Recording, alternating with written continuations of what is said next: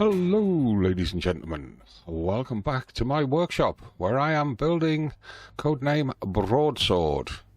And we have got a little bit of progress. I'm sorry I've not made a video the last few weeks. A combination of not being well and not getting enough progress done on the ship to be able to make one and show you what's happening with it.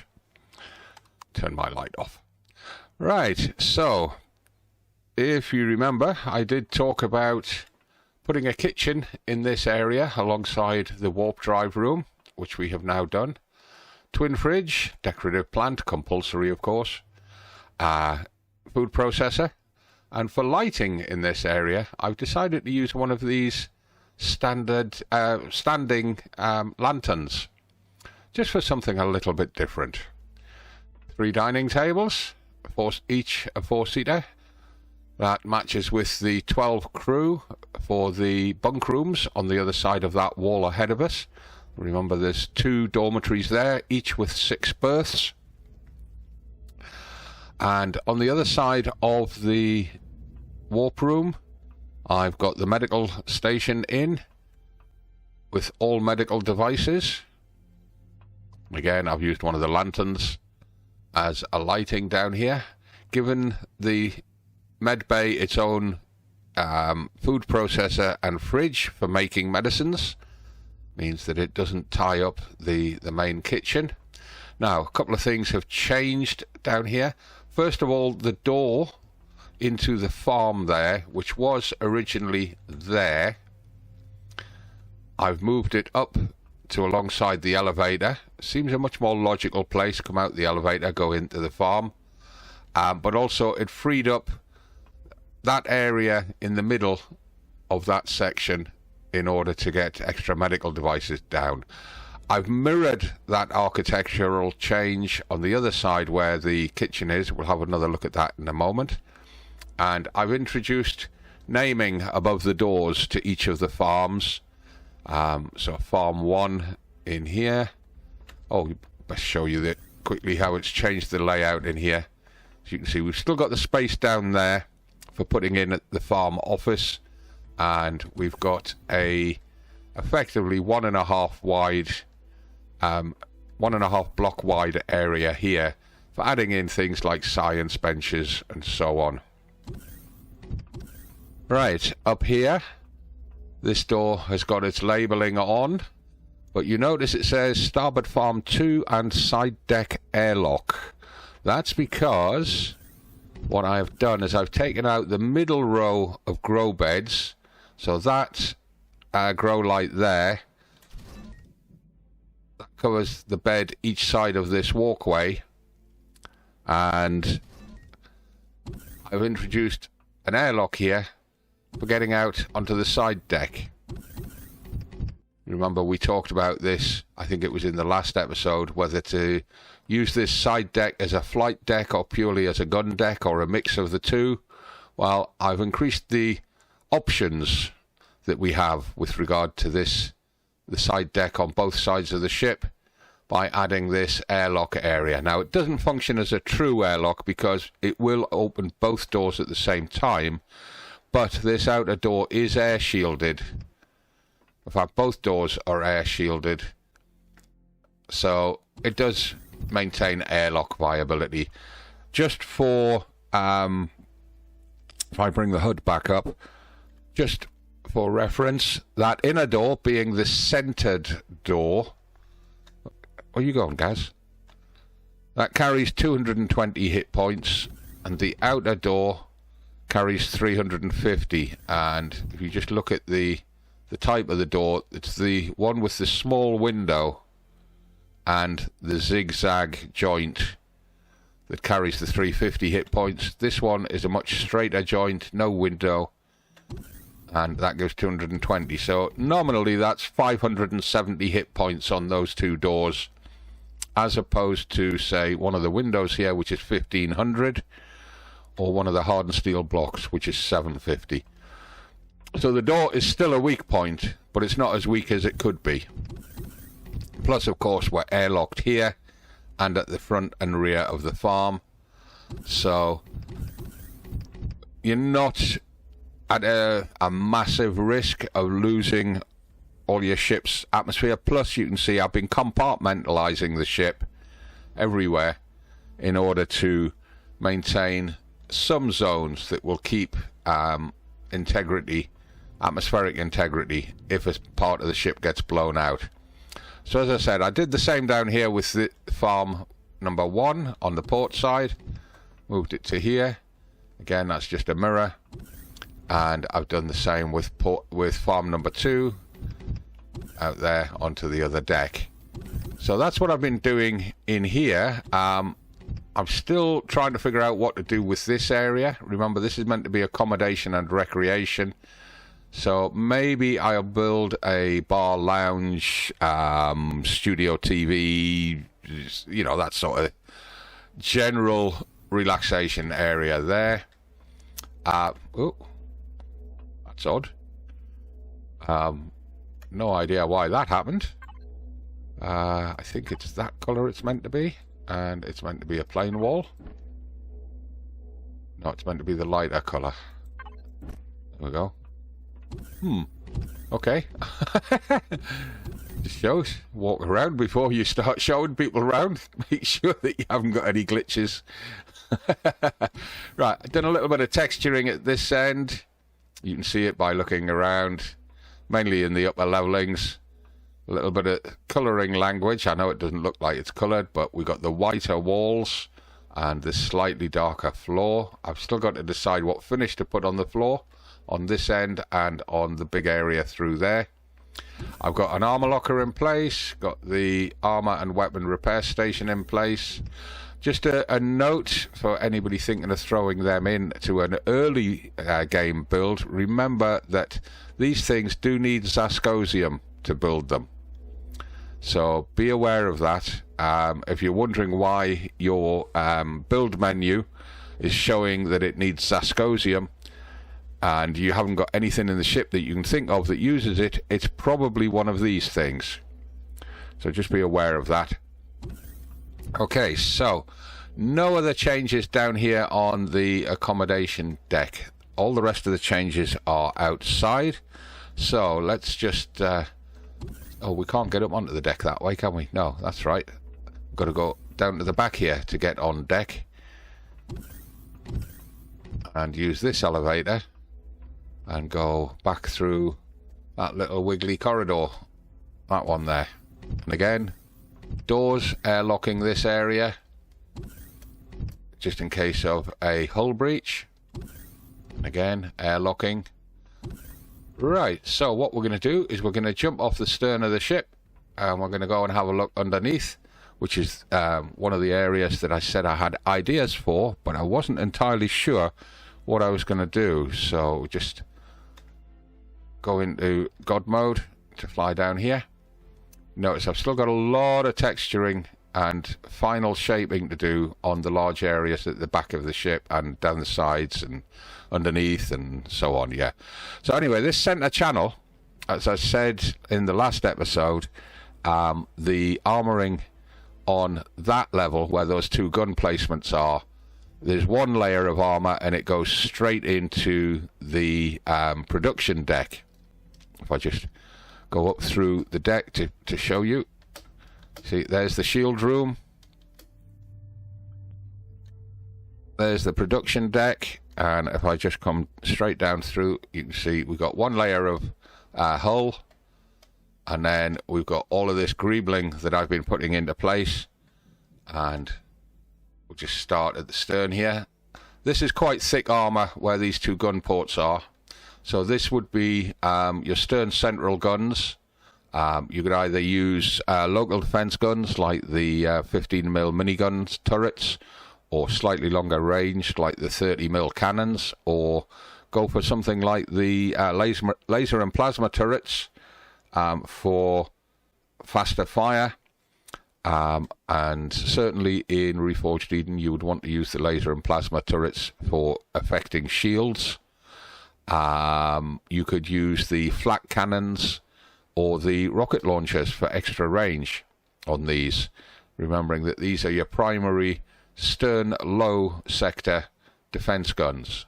Although, when it's finished, there will probably be gun ports on the underside of there. And possibly on the underside up there. So you may end up with the option to have about 8 to 10 guns on the rear underside of the ship. So as we go along this corridor, what have I done? Well, lots of texturing work, which for some reason has lost its symmetry, you see there. No idea why that's happened, and it's getting kind of annoying that it does keep happening.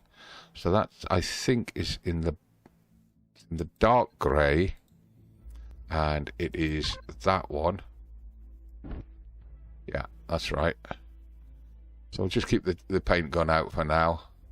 You can see there's texturing all the way along here. It is kind of subtle. It's more obvious when I put the light on, but I wanted subtle as much as possible on the texturing directly on the hull.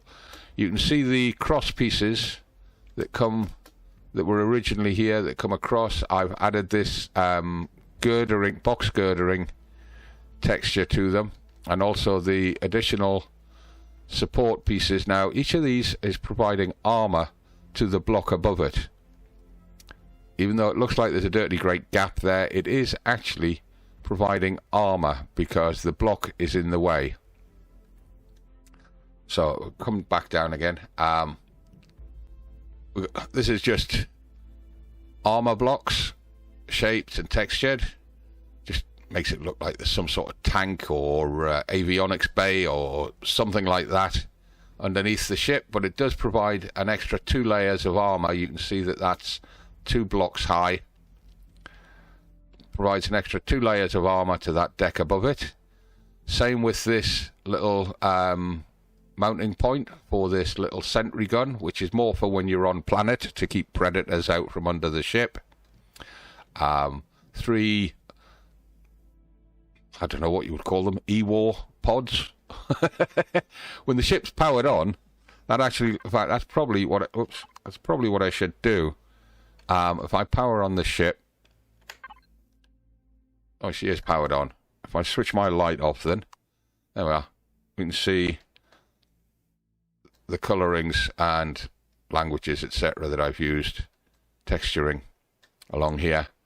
Then we've got one of my infamous gun umbrellas, which is a couple of the circular pillar blocks with the quarter or half, depending on where they are, the quarter or half block shapes, which provide a platform to mount a gun on, in this case a 30mm cannon.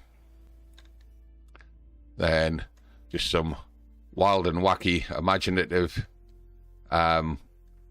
bits and pieces. If I switch the light on, you can see I've used 6 antennas there, decorative antennas, just to provide a double armor layer between open space and the deck of what is the production deck above it, or the outer face of the production deck level. Then another gun umbrella with another 30mm on it. So there's 2 30mm in place on the belly already, plus that sentry gun. I need to think about putting another sentry gun up here at the front as well. That one at the back's going to struggle to keep an eye on both ends of the ship.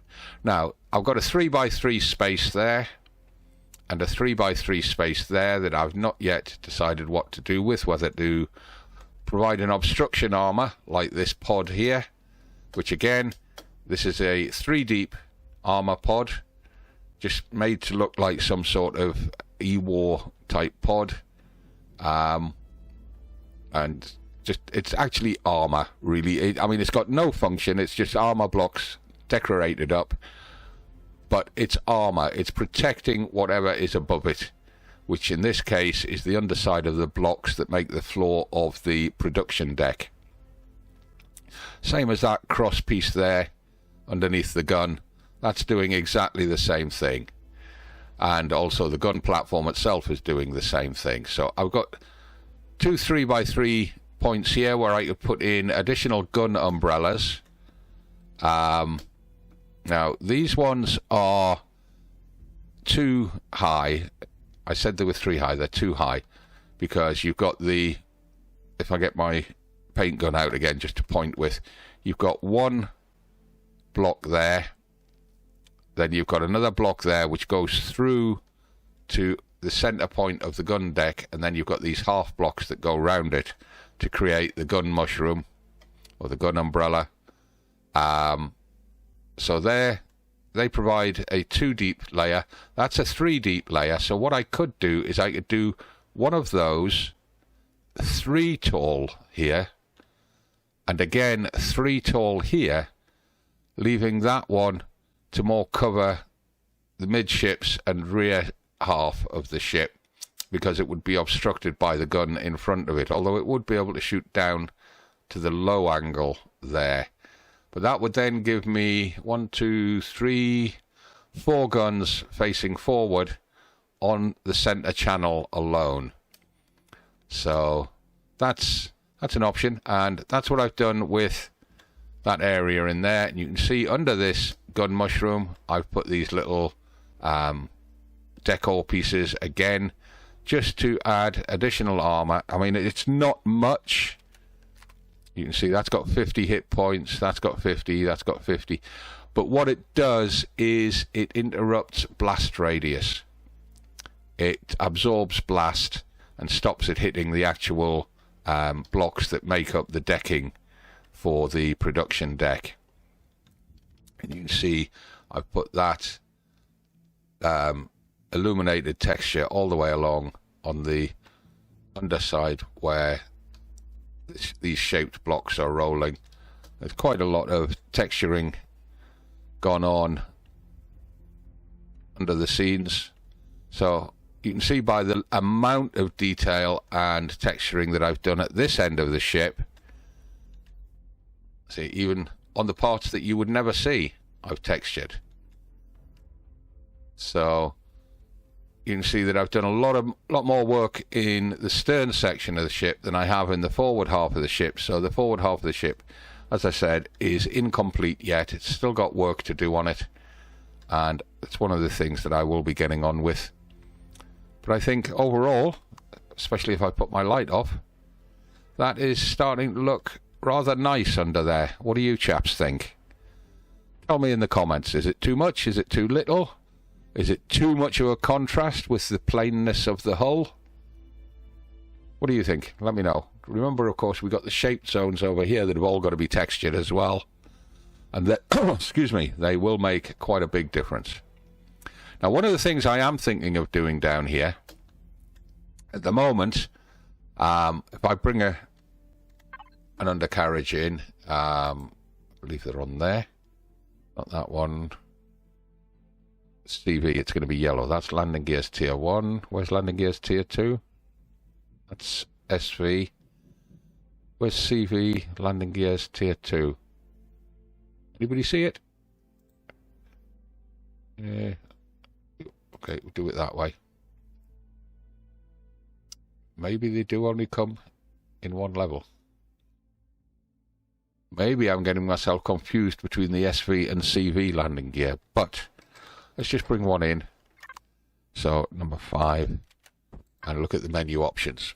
Right, so at the moment, these are the landing gears that I've got in place. They are 1 block thick, or 1 block wide, 2 blocks tall, 2 blocks long. And that block there is buried into the hull, which means that the undercarriage comes down by 1 block. So the foot of the landing gear is the height of 1 block below the belly of the ship. Now what I'm really looking for, that's a 124, that's a 114, that's a 212. So that's 2 wide, 2 long, only 1 high. So we don't have the necessary landing gear that I wanted, which would have been 6. On the SVs, we get this one, which is 3 tall, not 2 tall. So that block goes into the block work of the ship, and then the undercarriage protrudes down by 2 from the bottom of that block. That's what I wanted for this ship. because I wanted to replace these landing gears and get a taller landing gear below the ship when she's landed. That would allow me to put guns on these faces under here without them interfering with the landing gear getting a lock on the ground. And I can very quickly show you the way that that works. If I need to bring in a new block. Essentially, I just do it with an existing block, find somewhere I can place it. Right, there we go. Right, if you imagine that's your landing gear block sitting there on the ground would be there. If your turret is along, at the same drop from the ship, i.e. one block, which those turrets are, then the underside face of the turret, the one that's touching the ground, prevents the landing gear block on that face from getting a landing lock on either a landing platform or on the terrain. So you must always have that one block height there, or there, whichever you prefer, that must be clear. There must be nothing anywhere in that one block of height, anywhere along the bottom of the ship, if you want that landing gear to lock on the terrain. And that's why I wanted that same option for CV undercarriage that we have on SVs. Little tutorial about landing gear and the problems with getting locks. Okay, so that's the central passage. This is the major job that I've done on the ship since the last episode, is getting this area done. I do hope you like it. It's not quite finished. I've still got a little bit more work to do in this front section. Sorry, that front section. Getting myself all confused here. You can see that I've still not decided what to do with these two thruster bays, both on the front and on the rear. Whereas everything else is sorted. Now, one of the things that we need to look at while I'm here, let's just get up on the main deck. Right, so just stand here for a moment, and we go into statistics and we look at it down here while the ship's powered on. She should be powered on. Thrusters are off, that's why. There we go. Right. So, existing power. Now, you all know that I've been focused on trying to keep the meters per second squared numbers as high as possible.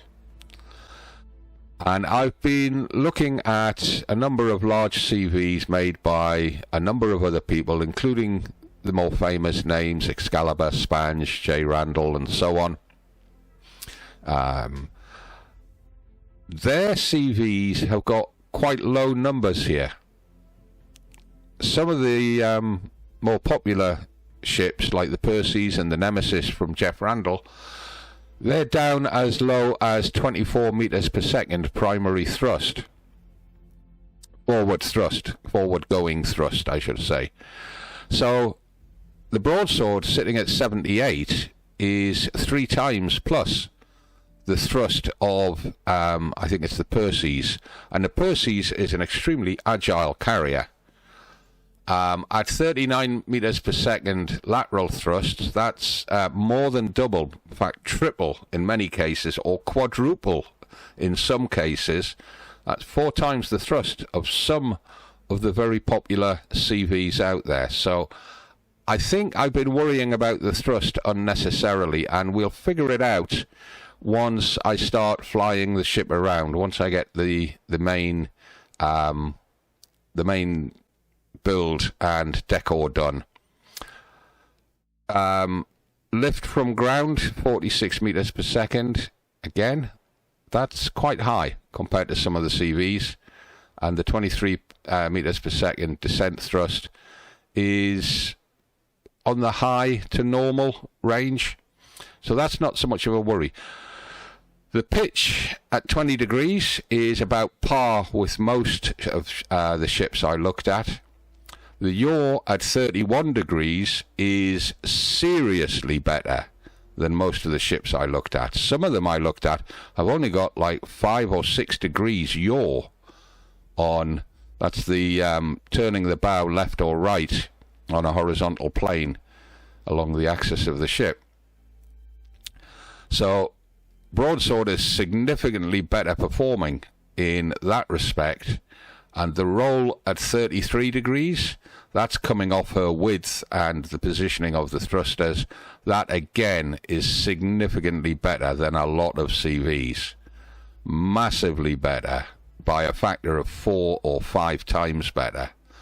So yeah, she's not doing too bad. The main worry that I would have is that if anybody took her down onto a high G planet, this lifting thrust here would need supplemented. So I need to find a way to get some additional thrust in there, try and bring that number up to the same as this number for high G planets.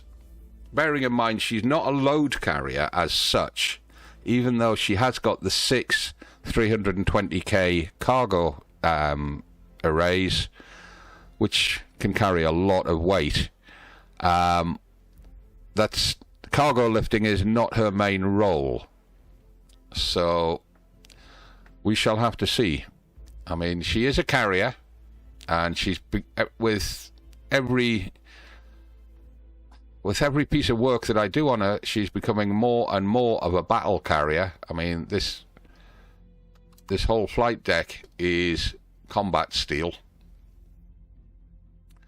and quite a bit of the side decks are combat steel. So she's becoming more and more of a battle carrier than a fleet carrier. And by fleet carrier, I mean one that carries a fleet. So yeah, but she's also got that huge production deck and that huge storage array. So she's definitely a flagship. That's all I can say 100% for sure right now, is that she is definitely a flagship ship. And I've still got a lot of work to do on the outside here. A lot of greebling work to do, a lot of texturing work to do, which I will try and crack on with over the coming weeks so that I can get another video out for you next week. Right, so that's it. That's Broadsword's update this week. How do you like those changes? The new med bay, the new kitchen, the airlocks to the side decks, the labelling of the doors on the farm, which will happen throughout the ship eventually as I get all the bits and pieces cleared. And of course what we've done in the centre channel down on the underside. How do you like it all? Let me know. Any ideas or suggestions, any thoughts, anything you think I should maybe tweak? Let me know. I look forward to hearing from you. So this is Gazbeard on the main deck of Broadsword, signing off for this week with this week's update from Codename Broadsword in the Terran Prospectors shipyard here circling the temperate planet. Thanks for watching. Bye for now.